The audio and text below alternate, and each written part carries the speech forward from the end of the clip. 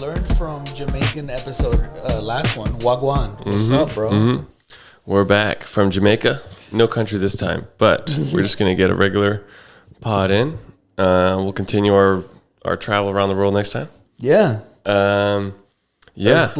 Our Earthling questionnaire. Yes. So I have some news for you. I figured we would get the good sad stuff out of the way with first, and then that way we can end off maybe a better notes. Oh gosh! So we're starting with sad stuff. Yeah, we're gonna start with sad stuff. Sorry, I know we usually try to keep positive, but right. Yeah. So I asked you about Harry. You like Harry Potter? Oh golly, let me brace myself because I mean I knew you were gonna talk about Harry Potter. I love Harry Potter, but I didn't know it was gonna be a sad note. Do you know who Robbie Coltrane is? Robbie Coltrane? That sounds so familiar. He's an Hagrid, actor. The actor who plays Hagrid. Oh, yes, Robbie Coltrane. Oh, my God. Yeah, passed away at 72 years old. No, what a great actor, too. He had so many good roles other than Hagrid, too. He was like a theater actor, famous British theater actor and stuff. What else? Oh, really? I didn't know that. Yeah, I was watching him, and he worked with, Michael Gambon and all these famous, like, old school British actors were in the Harry Potters. And they all work together also in separate, like in the Blu-ray, when you get the Harry Potter Blu-rays, they have all these like little interviews with them. He was a good one. Dang. He was a good one. That's sad. Favorite Hagrid scene? Harry, it's your birthday, Harry. Harry, I didn't know you grew a little bit here in the middle part. You know, when he sees Harry. Oh, yeah. Mine's either the Aragog one where he like has him in a suitcase or something, right? When he's little, like Harry has like a flashback or something, or somehow he does some weird time travel thing. I forget the details. He's wearing his cloak and he's watching their meeting, and I think it is what you're saying. Yeah, that he's like going back in time. It was when he punched the book. Oh, okay. And it was when Hagrid was back in high school. Is this when Hagrid was little? Yeah, he was young, but still huge. He smuggled he was giant, but he smuggled the spider guy in his suitcase in his room or something, and then like the headmaster or someone was mad at him, and then he got away, and he was like, Aragog, no. Yeah, it was like they were gonna kick him out. Or this podcast just turned into a Harry Potter like podcast. No, they were gonna kick him out of school, and then like Dumbledore was defending him and looking out for him. You know what I mean? And I don't know who was the headmaster at the time, but maybe it was Dumbledore. But there was a professor that was trying to kick him out. Definitely was it Snape?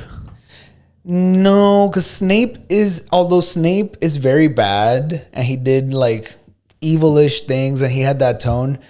Snape is such a good character, bro.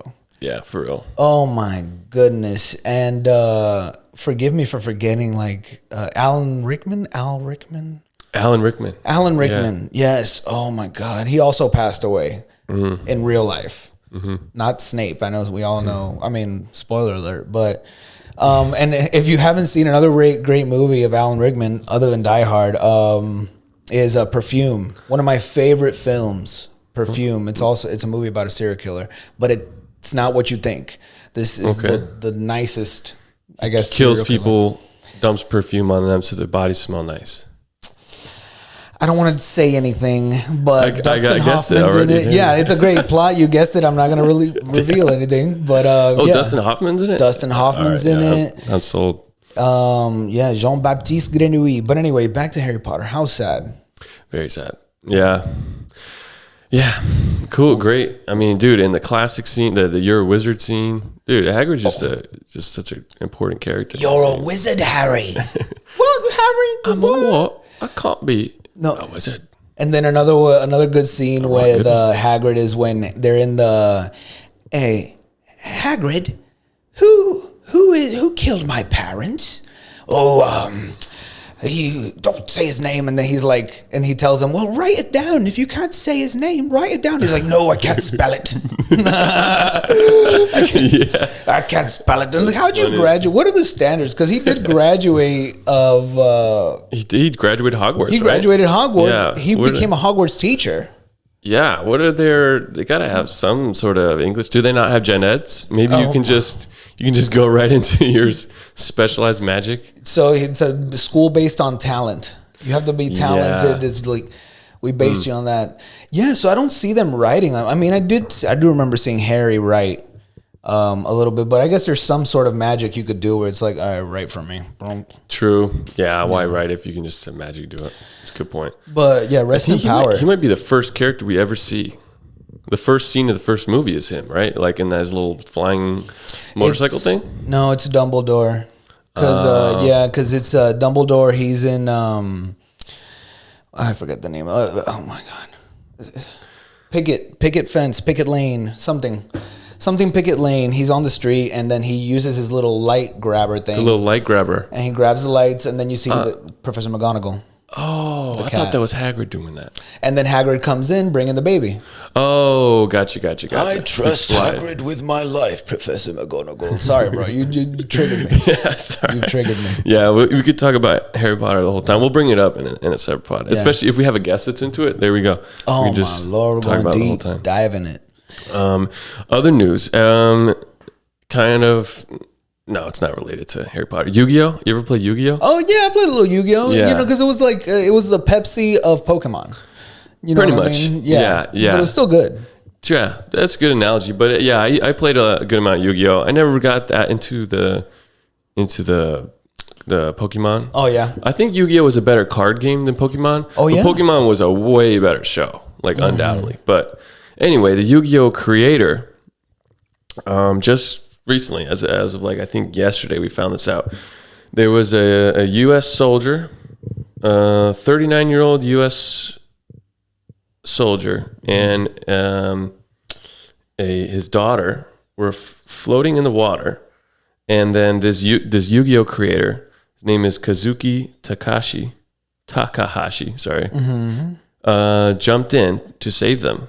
And he died trying to save them.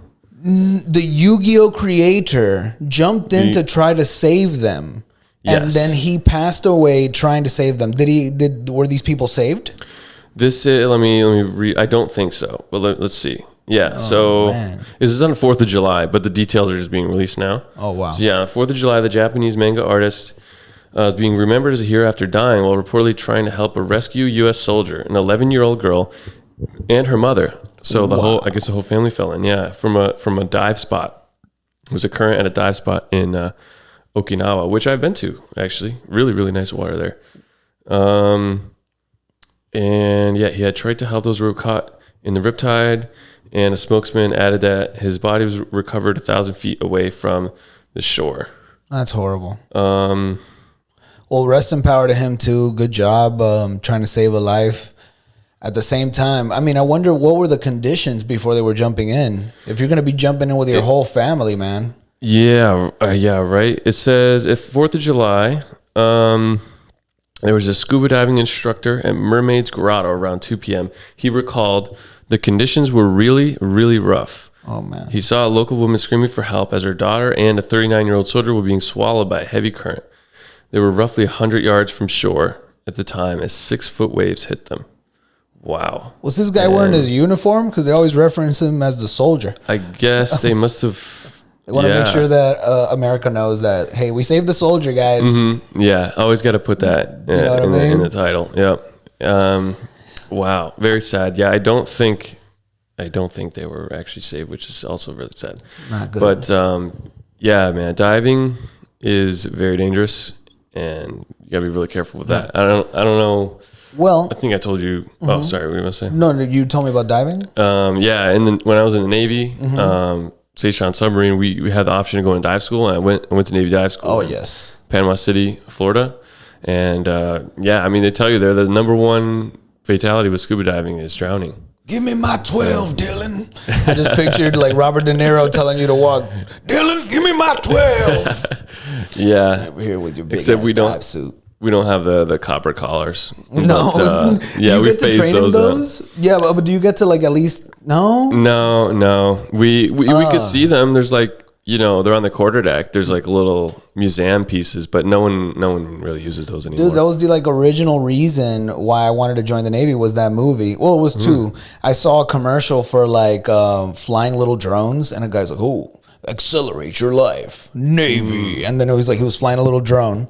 And then I watched Men of Honor with Cuba Gooding Jr. and Robert De Niro. Oh my God, so inspiring. Everyone, if you watch that movie, you don't want to be a diver. Check yourself. Right. Exactly. Yeah. But I'd like to counter your Yu-Gi-Oh! Death story with another rescue story. Okay. But so the premise is there's a bus driver driving somewhere in Michigan. I don't remember exactly what city it is. He's driving, and there's a mom and a dad that had just dropped off their kid at a previous bus, I guess. And they go crazy. Hey, stop. And the guy stops. What's going on? And he's all like, this lady, someone stole her car, and we were dropping off our kid, and our baby's in the car. 2-year-old baby. Someone stole the baby. What? The bus driver, immediately picks up his phone call. Hey, this is a whatever county bus driver. I don't know why I gave him a southern accent. He's in Michigan, but he's like, but he did kind of have a southern accent. He's like, hey, someone stole this lady's baby. You know what I mean? And he's telling them everything, the detail on this 48th Street, whatever. And then he starts letting know all the other bus drivers. Hey, in case you guys are driving around and you see this car, this is what the car looks like. This is what the plates are, whatever. A couple hours later, another bus driver driving around a neighborhood sees a little bundle of a blanket in the middle of a driveway, random driveway. She stops, goes over to it. It's a 2-year-old kid bundled up in a blanket. What? She knew she was looking around because she had heard from the calls, right? She grabs the baby, goes to the address that the guy had given of where the mom lived. Ma'am, is this your baby? The lady comes over, oh my God, and recognized it was her son. Wow. Isn't that crazy? That is nuts. So someone stole a car, found out it had a baby in it, and then would just throw it in the driveway. Let me just throw it in this driveway real quick. I don't know what's crazier. That guy did that and stole a car, and that there happened to be a baby and he put it out there. Or that the bus driver found it before the cops did, bro. Oh, right. Yeah. I mean, what were the cops doing? I don't know what the levels of priority of things are, but baby being taken has to be up there, man. You would think, yeah. We need to get the ball rolling on that one. Yeah, I mean, that could be an Amber Alert, right? I don't know what Amber, that's a Rainbow Alert, bro. We need to get the ball moving. Every color you got. Give me every color, dude. Yeah, man, that's ridiculous. Also, did you see Nancy Pelosi, like all the videos that are coming out of everything that happened during January 6th? Oh no! I just know that they were trying to pass a bill over just this week that they're trying to limit Congress members' ability to do insider trading. Oh really? Yeah, and she's like, "No, we're not voting on this. we're not touching that, guys." No, you know what? But I know that the rich get rich. You know what I mean? I don't know how. I'm not going to get too morally into Nancy Pelosi. I have to do more research before I start bashing her because I do like certain things that she does. So I guess I'm kind of leaning there a little bit. But the video that came out was like on January 6th when they're all in the room and everything and they're all like huddled up. They're saying, Trump's not going to come because, Secret Service. Because, he was all like, I'll be there for you guys in the front. Leading the battle. Yeah, he said, let's march down and I'll go with you. Nah, bro. Yeah, exactly. He said that. Didn't happen. And it didn't happen. And then when they told her, hey, it didn't happen, Nancy was all like, man, I wish he would have come. I smacked that dude in his face. Smacked him for trespassing. And I know I'd go to jail, but I'd be happy. Damn. Yeah, but I mean, that just goes, at that point, we were right on the edge. I know a lot of people play around. Oh, Civil War. Listen, bro. I was in the Navy. I can't tell you that I was in front lines. You know what I mean? I wasn't doing nothing crazy like some stories, some people, come back and tell you some crazy stuff.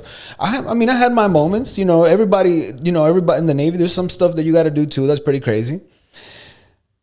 But the bloodiest war that this country has ever had was the Civil War. We were killing each other. By a lot too. By a large margin. And this is not even modern warfare, guys. It's like semi-modern warfare. You know what I mean? Yeah, we got guns, but we also using horses. You know what I mean? Here we got tanks and bombs. Could you imagine something actually getting set off where we're battling each other? I mean, I don't think it's actually going to happen. I'd like to think that reason and rationality in America is at a whole nother level, and our population is so high that we can't organize to do a huge battle like that. But that day was the closest that we've been, I think, since the Civil War, to get, both sides ready to go. It's almost like that moment in World War I where that one king or whatever got shot. Nobody knows why. There was a bunch of tensions right before, but everyone used that excuse to go to war. The Balkan powder keg. Yeah, like Franz Ferdinand, I think was his name. Boom, nailed it. Yeah, that's a crazy story too. But and I think the age of information we live in now with like the social media and stuff might actually be a deterrent to violence. I hope, at least, because now everything is just filmed.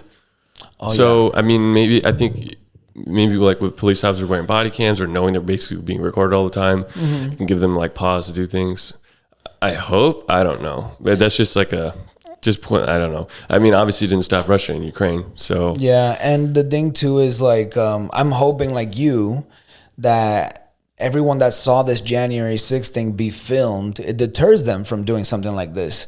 You can see the motivations. You know what I mean? You can see where it comes from. We all want everyone. Doesn't matter if you're liberal, literally the liberal word means freedom, or if you are on the right, a conservative, you're like, freedom.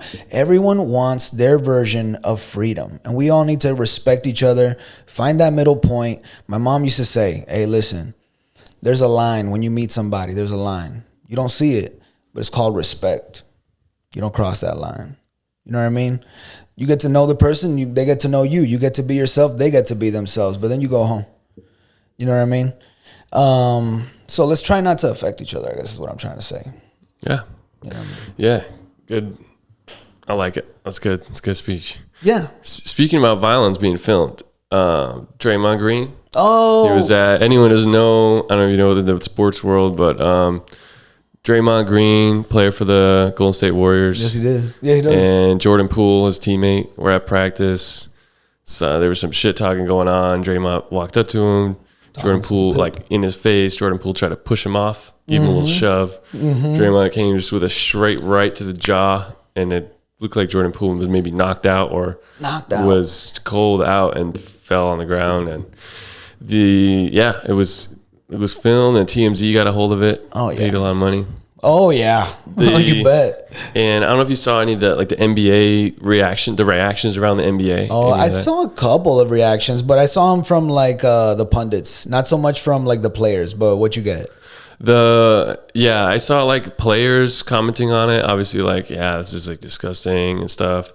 And I was actually really worried. What worried me most about seeing these responses, there was a lot of responses from NBA like staff members or however you want, like, commissioner level or around that level, right? Maybe like coaches on teams too. I saw a video that was a compilation of people's responses. I would say maybe about half of them were people saying, who leaked this footage? How is this allowed that this footage got leaked? People were saying you need to fire your entire video production team for this leak happening. Right. Why is the leak the problem here? The problem here is that a player punched his teammate and knocked him out. That's the problem. Like that's like people seeing the George Floyd tapes and being like mad that people tape. I mean, maybe it's not the best analogy, but you know what I mean? Like, no, just because you taped violence, like that should be exposed. In my opinion, people should know about that. You can't just. It's a little bit of both. I completely get. Yes, first of all, it happened. It was released. Now deal with it. Okay. On the other hand, Steve Kerr is the coach of the Golden State Warriors. Steve Kerr, I think he's just as a player, I think he's a 5 or 6 time champion. I don't know if he was all 6 years with the Bulls, but I think he's 5 times at least. One of those years, Michael Jeffrey Jordan punched Steve Kerr in the face. And I think it was, I don't know, but, and Steve Kerr had gone through a lot of stuff too. You know what I mean? His father was one of the people that got kidnapped in Iran. You know, yes. A college professor got kidnapped in Iran, got murdered. Yes, sir. Crazy story. He's been through a lot of stuff, and he's also been punched by Michael Jeffrey Jordan, and then on the same year got the ball and shot like on one of the playoff series and shot like a buzzer beater, you know? So he's the perfect coach to coach them through this, A. And also, I kind of agree with the whole, hey, you know, if we have a little altercation, because a sport isn't like a job in a way. Although these people are getting paid way more than like a regular job, you know. It's just, you're in this ambiance. Sometimes things like that happen. I do not agree with the way Draymond reacted. When you watch the video, like you said, Jordan Poole may have been saying whatever he was saying, but Draymond's the one that came at him. Started going body to body, body to body. Oh, what you saying? I don't know what he said, but what you saying, man? Do something. You know what I mean? And Jordan Poole shoves Draymond, but he doesn't shove Draymond. Draymond is, I don't know how many pounds, 250, 260 pounds. Jordan Poole is like 180. You know what I mean? Relative to him, 80 pounds difference or whatever. When he pushes him, Jordan Poole's the one that goes back flying 3 feet. On top of that, he gets knocked out. Draymond Green is going for a second punch, if you look at it. And in the middle of the punch, he kind of like realizes Jordan Poole's going down. So with his left hand, comes back around his head and grabs him and then brings him down. So he was going in for a second punch. And then he was like, oh, and grabbed him and then took him down. And everybody thought it was still going on. So they were separating him. But he was really like now checking him now, you know. So this has escalated. I was literally watching their game right before here, and they were losing by a couple points. That's what everybody's talking about, and this is what everyone is going to talk about for the rest of the year. So you brought this drama on you, Draymond. And not just that, Draymond just got signed and picked up by TNT.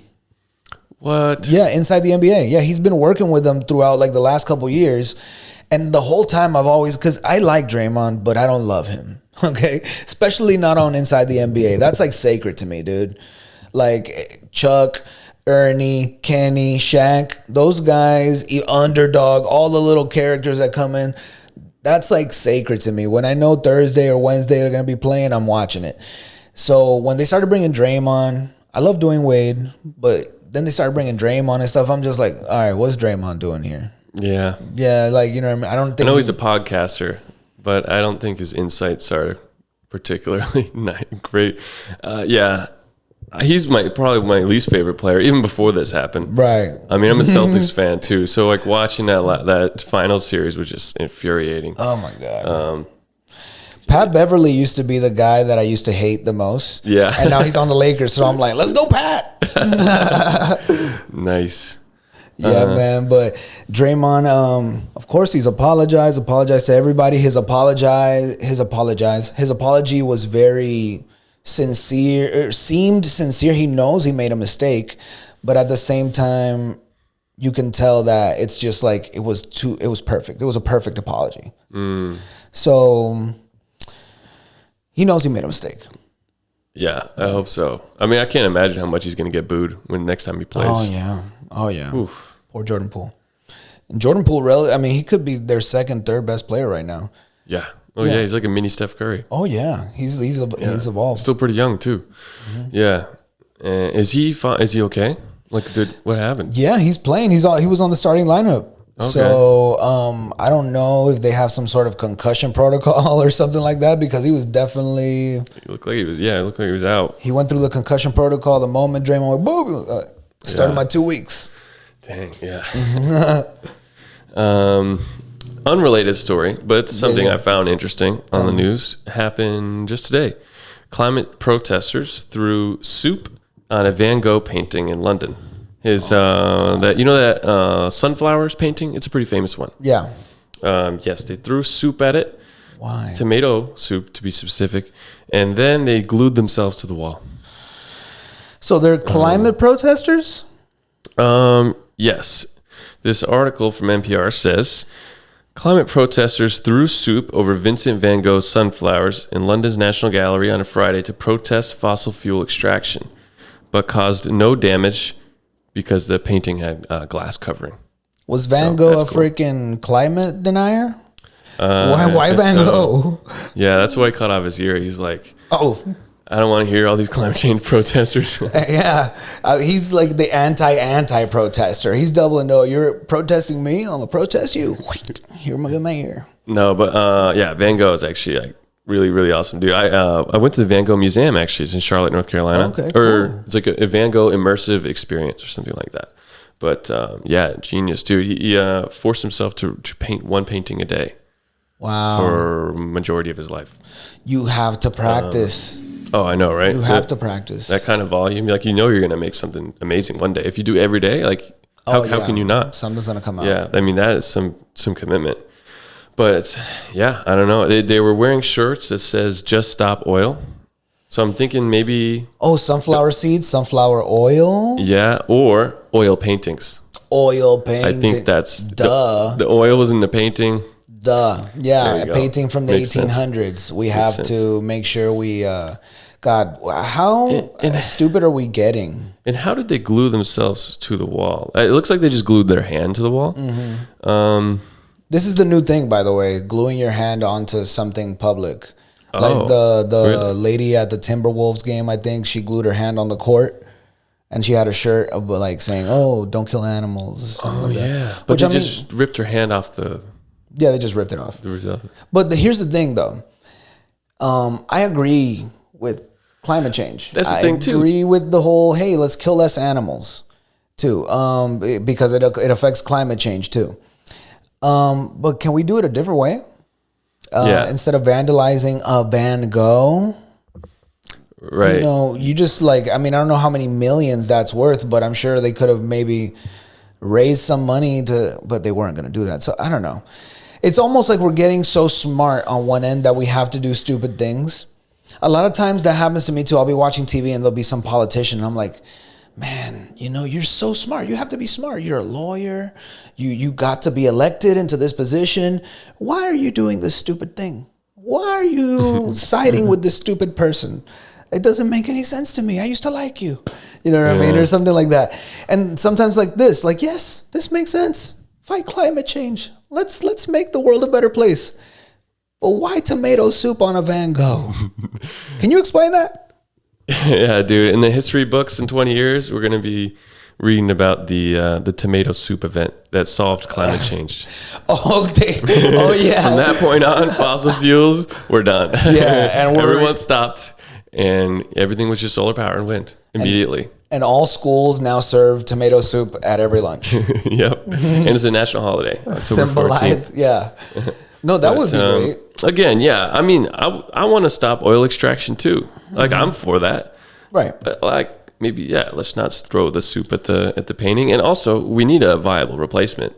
We can't just kind of stop. No. If we just stop, a lot of things are going to go wrong. Yeah, that's what I was going to get to. Is all like, yeah, we need to eventually stop it. I remember there's some speech that Kennedy gave at the United Nations where he's all like, hey, yeah, we need to move towards demilitarization. Every country. We need to stop making weapons. Obviously, that wasn't going to happen next year. You know, this is 1960 whatever that he said this. It's not going to happen next month. This is a process that you have to get through. Same thing with this situation. We need to fight through this process and get to the end of it. Yeah, preferably as soon as possible. Yeah. But yeah, it's going to be a transition for sure. Another news thing I wanted to bring up. You heard of gender reveal parties? Yes, I've heard of gender reveal parties. So it's just, anyone doesn't know, you probably know about them, but people will throw a party when they find out the gender of their baby that they're expecting, right. And then they'll either do something to show off a blue color for a boy or a pink color for a girl. Right. There was this famous one in California where they shot off some fireworks or something, or some sort of party thing, started a forest fire. Yeah. Massive forest fire. Yeah. So that happened. One. Now this one is maybe just as bad, almost as bad. God. But it's not in the United States this time. Okay. Thank God. It's Brazil. Us. It's Brazil. Oh, okay. Brazil. Yeah. It's still kind of bad. So there was this couple in Brazil. They wanted to do a gender reveal party. Burn down the Amazon. They burned down the entire Amazon rainforest. No, I was kidding. So they found a waterfall. And they said, okay, this is a nice waterfall. I have an idea. Let's dye the waterfall blue because we're having a boy. Oh, no. So they held this party, and they dyed this waterfall with a blue dye. And oh my God, what happened? What was in this blue dye? Jeez. Let's see. Now, was this like dollar store blue dye, or tell me this is like at least some sort of animal safe Dawn blue dye? You can wash a little rubber ducky with it, or not rubber ducky, but like a little real duck. I'm reading it says the clips have been shared online. They show that the party's balloon decorations, powder cannons, and cheering guests. And yeah, they upload this whole thing to Instagram. I guess didn't see anything wrong with dyeing this whole waterfall. I mean, it is blue too. Like, look at that thing. That's like vibrant my blue. Lord. Yeah. I'm not sure what type of dye, but here's the biggest issue with this.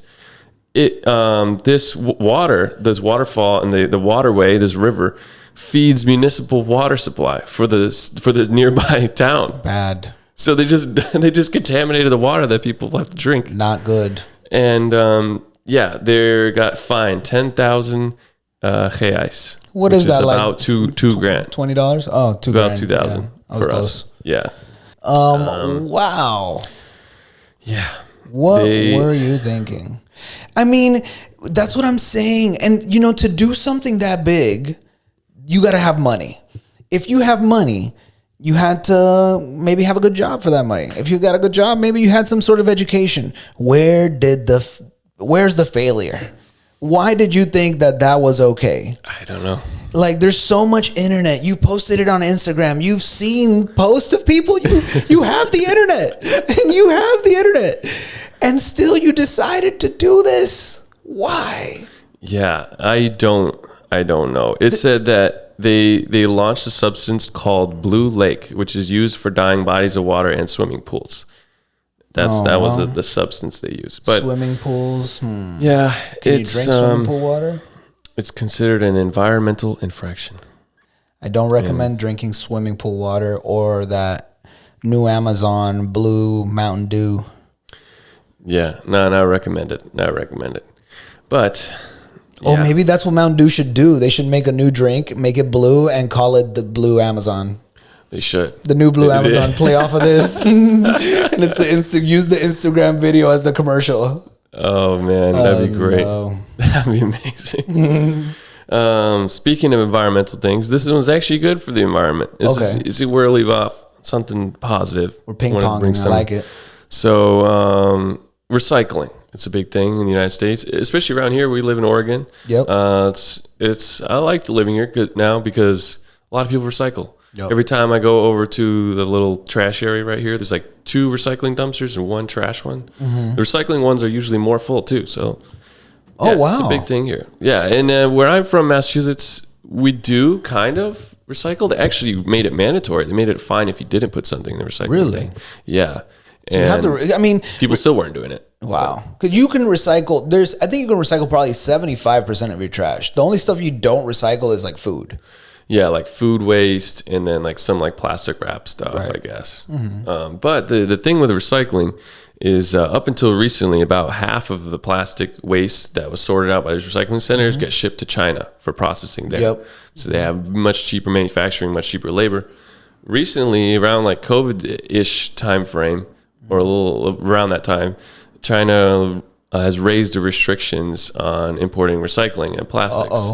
Which has made it more expensive for these waste disposal companies to recycle. Right. Which has led to more plastic recycling just going into landfills, which is obviously not what the point of recycling is. Mm-hmm. And so we've been turning to robots. And I was reading a bunch of articles on these robots and watching YouTube videos on it. I think this stuff's pretty interesting, and it could help. So, because like the biggest thing with recycling is you have to sort it out. That's the biggest hassle with it, because you've got cardboard, you've got metal stuff, metal cans, you've got plastic, all this stuff. Right. Sometimes you have the cardboard on the plastic and you got to peel it off. Mm-hmm. Yeah. Yeah. And then like normally they pay people to sort this stuff out by hand, but labor's getting more expensive and more, there's a big labor shortage. And it also smells.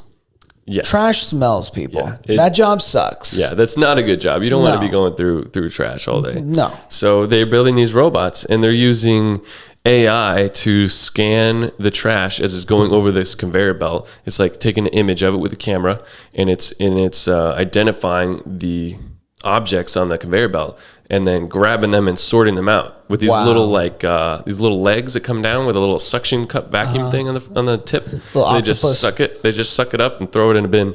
Wow. And I guess they just upload a bunch of pictures of a red Solo cup. They just 50,000 pictures of red Solo cup. It learns what they look like and it can identify them over time. And it's its accuracy is not perfect, but it's pretty good. That's way more advanced than what I thought you were gonna say. That's just one of them. What do you think I was gonna say? I thought you were gonna just be like, oh, they put some magnets on the top and then like the aluminum cans came up and it's like, all right, we got aluminum. I guess y'all got to work on plastic.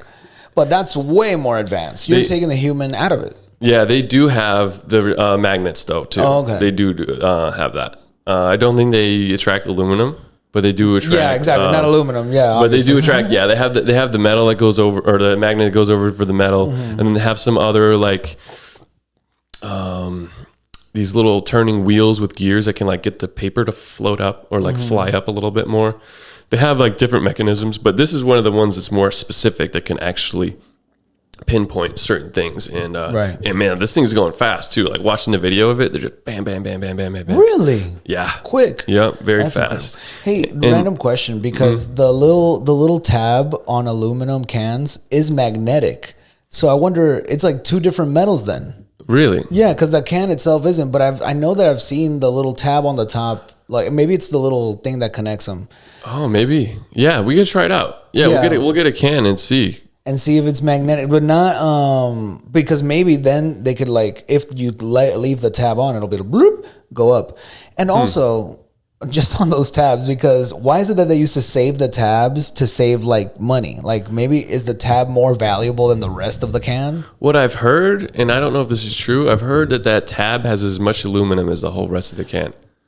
Wow. Or like at least like the sides of the can or something like that. Apparently that tab alone is like a majority of the metal or something. I remember we used to save those. Exactly. Yeah, you put them in a little thing. Yeah. We bring them to school, right? Yeah, bring them to school. The teacher have a big ass thing and used to bring box tops too. You ever do that? Oh yeah. The box tops on the cereal boxes. Yeah. Get some money raised up for your school. Get like a book or something at the school fair. I never saw nothing. Yeah, I never got anything. I got a test is what I got. I got a pop quiz. Thank you, Miss Pettit. Yeah.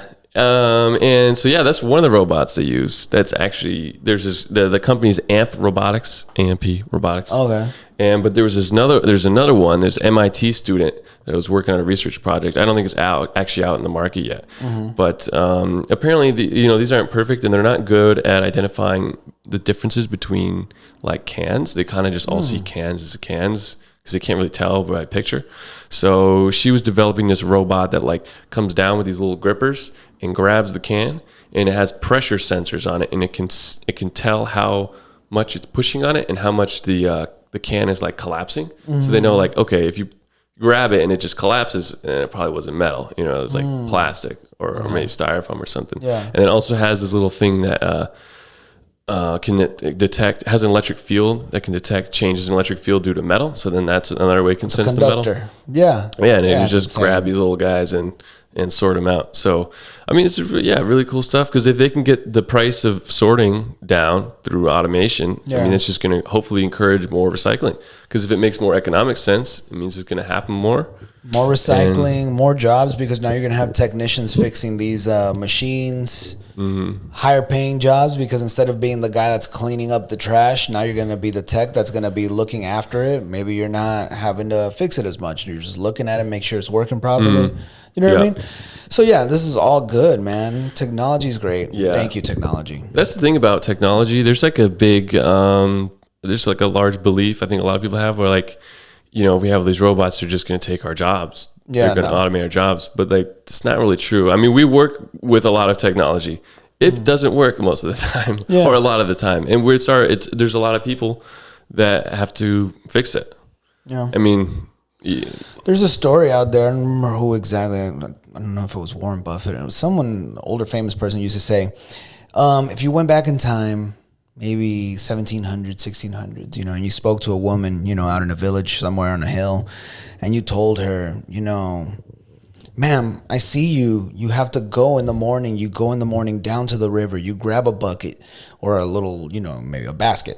You take the water. You run up the hill. You put the clothes in there. You wash it. You take this type of leaf. You make the soapy water and you wash your clothes. You do it. Ma'am, I brought you this Whirlpool 5000. It's going to do all that for you. It has a dryer. You don't have to hang the stuff up and wait anymore. You can fix it right now. Have a solar panel for you. You're going to do it. You can do whatever you want now. That person, or man or woman that's washing the clothes, is going to say, but what am I going to do now? What am I going to do with all this time? So it's like we always have an excuse. It's like, oh, now I have to work. So we have to self-motivate, man. That's what we, as humans, find the thing that's going to keep you happy, keep you moving forward. There's plenty of stuff to do. Oh, there's so much to do. There's so much stuff to do. There's always improvement. And there's no way we could all do it in our lifetime. But technology is great in our lives. Especially in first world countries, are arguably too easy now. Mm-hmm. And I feel like we don't have any genuine problems. We kind of just make them. We like having problems, I think. Yeah, we like I'm so stressed out, but a lot of times we created that stress. Mm-hmm. You know what I mean? For whatever reason. Or the stress isn't even a real thing. It's just a mental block. It could be something very simple that you just don't want to do because you have a mental block. True. Keeps you from it. True. Speaking of technology, you upgrade your iPhone? Did you get iOS 16? I have iOS 16 at 2 a.m. in the morning today. I may be getting an update, hopefully. Nice. Very nice. It depends. If I'm still up, does that ever happen to you? It's like your iPhone will be like, hey, get ready, your update's coming at 2 a.m. in the morning, and you have it scheduled out, and then 1:59, you're still up watching YouTube or whatever. So now it's like, no, you got to wait till tomorrow. Damn. Yeah. That has happened a couple times. Yeah. And then you wake up, and then it says, hey, do you want to update now? It's like, nah, man, I'm up. No, I'm doing my day. I got to use this thing. Alarms coming in. Yeah. And they added that whole ask the app not to track. First of all, why are the options ask app not to track and allow? Why is it not tell the app not to track my shit? Straight up. Don't track my information. That's the whole point. Not please. Asking you nicely. Don't track my information. Can I respectfully request? Don't listen to my conversations through my microphone and give me advertisements based off of it. It's please. The most random apps. It's like PetSmart. Hey, why does my PetSmart app want to track everything I'm doing across everything? What? Yeah. Nothing against PetSmart. Great store.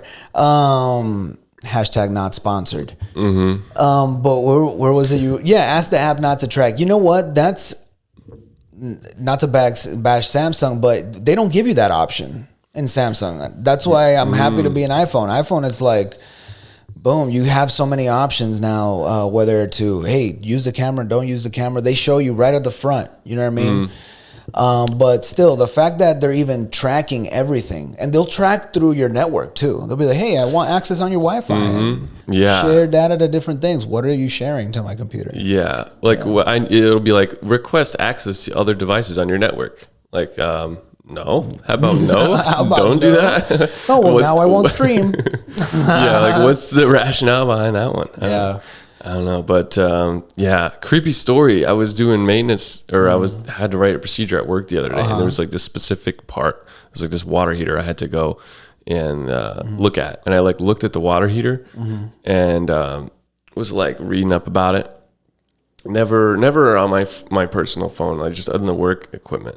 This very specific water heater that. There's no way that I should ever get an advertisement for this. Next day on my Instagram feed, I got an advertisement for this specific water heater model. And the image was the same one, and it was a terrible quality image too. And it was in the room you were standing. No, yeah, and I was in the picture. No, I was kidding. That'd be funny. Oh god, it was a selfie. Oh my god, dude, man! Is that what we're gonna get to that point? Where we're getting advertisement with us in it. I mean, dude, Google Earth is already being updated so fast. Mm-hmm. You showed me a feature of your iPhone the other day where you took your picture and you just touched it and it cut you out perfectly, and you copied yourself to something else. So your phone could literally do that of you and put you on like a Coke ad. Be like, hey, you want this now? Easily. You know what I mean? Yeah. That is so cool and scary at the same time. You know what was a scary one? When people used to like take other people's faces and just make videos with like the president's face. Yeah. Oh, deep fakes? Deep fakes. Yeah, and those are getting better. Those are getting a lot better. It's yeah. Like, what happens when that is just indistinguishable from regular videos? What do we do with that? Like, are we just not going to know what's real and not? Are we? I can see the cool things behind it, but it really depends on the intention. You know, what is the intention of the person doing this?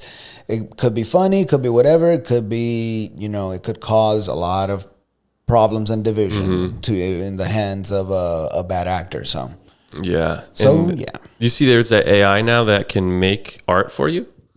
Yeah, I mean, I don't know. I like it, but I don't like it. And it looks pretty good. Yeah, it looks too good. It looks a little too good. Yeah, I'm like, that's awesome. That's awesome that an AI can do that. But it's like you draw a little tree, like a little twig, a little branch, and then it draws like a beautiful Bob Ross tree. I don't know if I like that. You didn't draw that. You're not getting the satisfaction of it. And I was talking more about the one where you can just type in random words, random keywords, and it'll just make an image out of that. What? Have you seen that one? No, I haven't You could seen literally say, I want a school bus full of bananas with monkey climbing on it. Boom. Perfect. Perfect image. Everything will be in it. You could say, I want a picture of like Obama hugging a teddy bear. Boom. Comes up. No way. No, yeah, I'll show it to you after this. Yeah. Oh my God. There's an AI that does this now. And it's crazy because like I remember the whole thing when technology was starting to improve and the whole AI thing, the sentiment was creative jobs will be the last ones to be replaced. Right? It wasn't that kind of the belief. Yeah, the like, first one. Like we can't. Artists are going to be the ones left. No, bro. Photoshop. And it's not looking like that. Adobe. Yeah, You know like what I mean? artists. I love Adobe. Now, yeah, with like in Photoshop is basically pointless. Yeah, you like, why are you going to Photoshop stuff when you can just type it in? Exactly. And, yeah, and we were already seeing like music artists with streaming. They're getting so little amounts of money from streaming. It's crazy. And it's not moving in the direction we envisioned. Important. This is not Ready Player One. Oh man, no, this is extremely crazy. I really want to see that website now. I'll show it to you. It's fascinating. It's and like a little scary too. I can't imagine. I'm gonna see. Maybe if I put my name in there. Well, do you think if you put your name? Well, boy, I'm scared to try that. Yeah, maybe. I'll try it. I'd like to try it. My image is out there. We should type the Tonty and Dylan show. See what comes up. Oh my God. Oh my God, that would be great though. If it did pop up and it was like our logo. Oh my God. How long does it take to generate the image? Couple seconds. No way. Yeah. No way. Maybe a little more if you have like some detail, but yeah, not very long. Not very long. Yeah, I think I heard about this, but I wanted to see it, but I'm glad we're gonna do some funny stuff. Check it out. Yeah, because some good stuff. That's all the news I had for the week, and hopefully it's been a crazy week. Let me tell you, crazy week, dude. It seems like every week is crazier than the last one. And now we're I can see the waves forming. I can see the tensions rising on certain political climates. Oh my God, it feels like an election. We're almost in the election year. We're still 2 years away. We're 2 years away. It's like every year is like a pseudo election year. We're like a month away or a couple weeks away from one, and then we're going to be 2 years away from another midterms. Yeah, I actually just got my voter registration form in the mail today. Yeah. And I got a little it came with like a booklet of all the candidates and like their stances on things, which was pretty cool. I like that's that. Important. Yeah, that was nice to have. So, yeah, everybody, please, if you're in the United States or in democracy in general, go out and vote. Oh my God, it's very important. Very important. Yeah, if you're a Tonty and Dylan show watcher, I think you have a good heart. And whatever your good heart tells you to vote, that's a good one. There you go. Only 29% of citizens in the world live in a democracy. So if you're one of those lucky few, I think you have a responsibility to go out and exercise your right. Yeah. And 99% of those people want to be Tonty and Dylan show voters and listeners. True. Become one.